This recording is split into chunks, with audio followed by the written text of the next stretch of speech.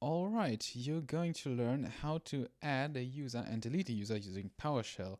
But before we start, we have to set the execution policy in order to run standard scripts, which is disabled by default. We do this typing in set execution policy. You can use the tab key to make an autocomplete. And yes, we would like to change it. So now that we've done that, we can move on right now. Adding a new AD user is very simple. We open our editor and then we hit new right here, and then we save that script. Of course, you can name the script whatever you want. We just type in new -AD user because it's just very simple. And now that we've done that, we can start scripting. At first, we type in new -AD user in order to create a new AD user, which is very obvious. But now we have to specify some parameters, and the first one would be the name. We type in -name. We show you exactly what we mean by name. It's just this name that we show here, the administrator in that case, which will be shown right at the beginning when you look at those accounts. And we write that name in quotation marks, and then we add some other parameters like some account name, which will be the account name, which we show here. The account name will be standing right there, and behind that we type in, or there stands the domain, which you can see here. So we type in the account name. We don't use the quotation marks for that. We just type in john.doe. Of course, that depends on the policies of your company. And then we type in -given name. We type in John and -surname, and we type in Doe.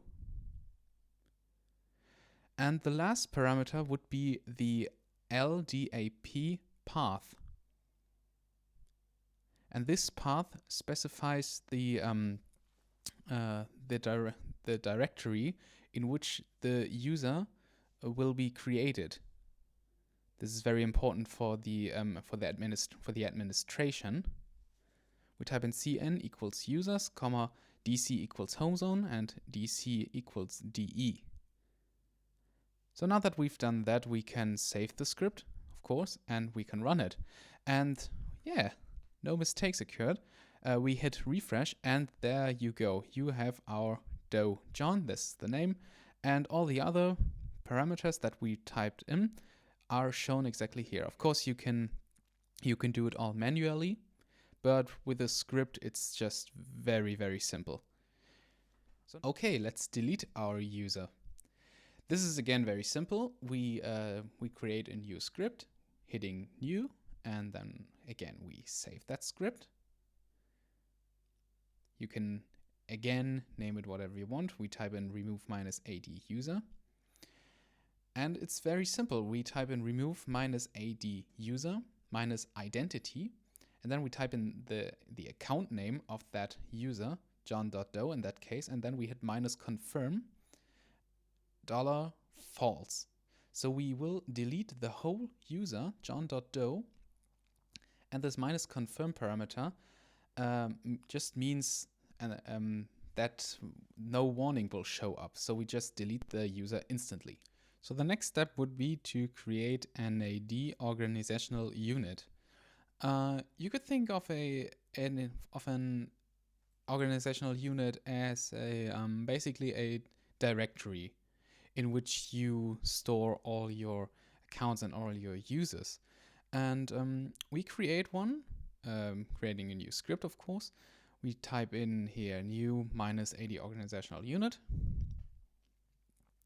And we type in new -AD organizational unit, of course. And now we have to type in the name of this OU. We call it test for testing purposes. And then we have to type in our path. Again, this will be our LDAP path. And we type in DC equals homezone, comma DC equals DE. So there will be a directory in this home zone .de directory, if you like it. And there you have it. There you have our test OU. And now that we've done that, we can delete our organizational unit. We create a new script for that. We call it remove -AD organizational unit. And we type in remove -AD organizational unit. So it's just that simple, minus identity, and then we have to type in quotation marks, of course, the name of the OU, in this case it's test, and then our DC and home zone and DC DE. But when we try to run it, we get an error. Access denied. Why is that? Well, that is because it is the case that if you create a new organizational unit, it is protected from accidental deletion. So we have to set this parameter to false in order to delete this organizational unit.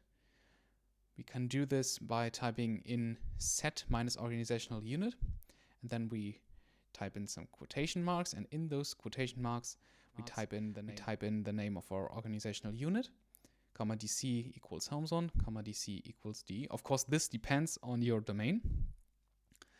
And then we type in minus protected from accidental deletion, $false. This is a Boolean. So now we can delete it. And if we run that script right now, our organizational unit will be deleted. But first we have to type in confirm $false. That means that we get no error message or any warning. And there you have it.